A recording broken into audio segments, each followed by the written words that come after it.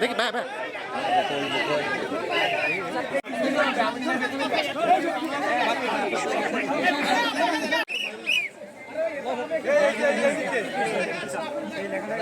সংগ্রাম ভাই একটু সামনে যান না ভাই, ওটা লাগান আহা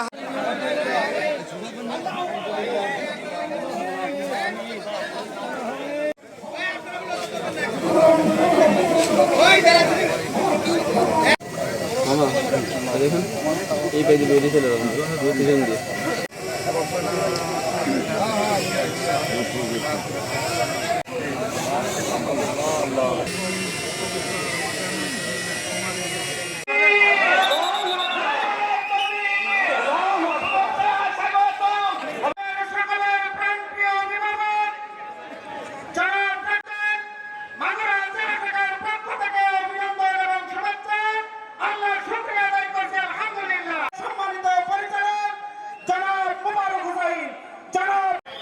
আমাদের মাঝে আজকের প্রধান অতিথি হিসেবে উপস্থিত আছেন বাংলার মানুষের নয়নমণি মানবিক বাংলাদেশ গড়ার কারিগর পশুসুলভ আচরণের কথা তিনি বলেছেন।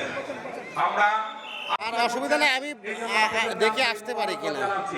আগামী ইসলামী জাতিকে দেখাচ্ছে আপনারা আপনাদের উচ্ছ্বাস আবেগ দিয়ে এদেশে, সুতরাং আসুন আমরা যদি ইসলামী সমাজ ব্যবস্থা কায়েম করতে পারি।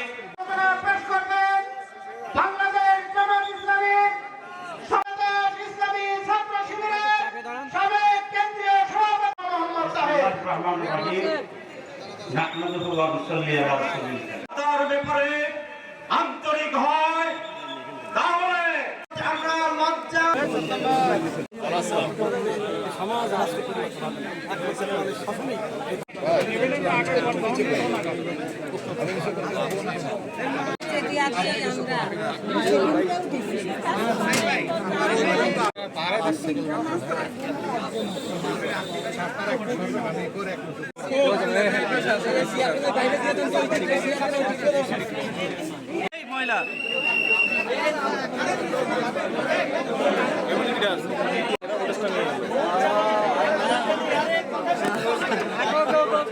এই দুইটার মাধ্যমেই আমাদের গোটা সংস্কৃতিকে, সামাজিকতাকে, পারিবারিক বন্ধনকে, সব কিছুকে তছনছ করে দেওয়া হয়েছে। যে শিশুটি লাঞ্ছিত হলো সারা বাংলাদেশ, যার কারণে আজকে লজ্জিত, তার আপনজনেরা তার এই সর্বনাশ সাধন করেছে। মানুষকে এই পশুর স্তরে নামিয়ে এনেছে এই সংস্কৃতি। এই সংস্কৃতি আভ্যন্তরীণ হোক, আঞ্চলিক হোক, আন্তর্জাতিক হোক, এই নোংরা সংস্কৃতি বন্ধ হোক, এটা আমরা চাই।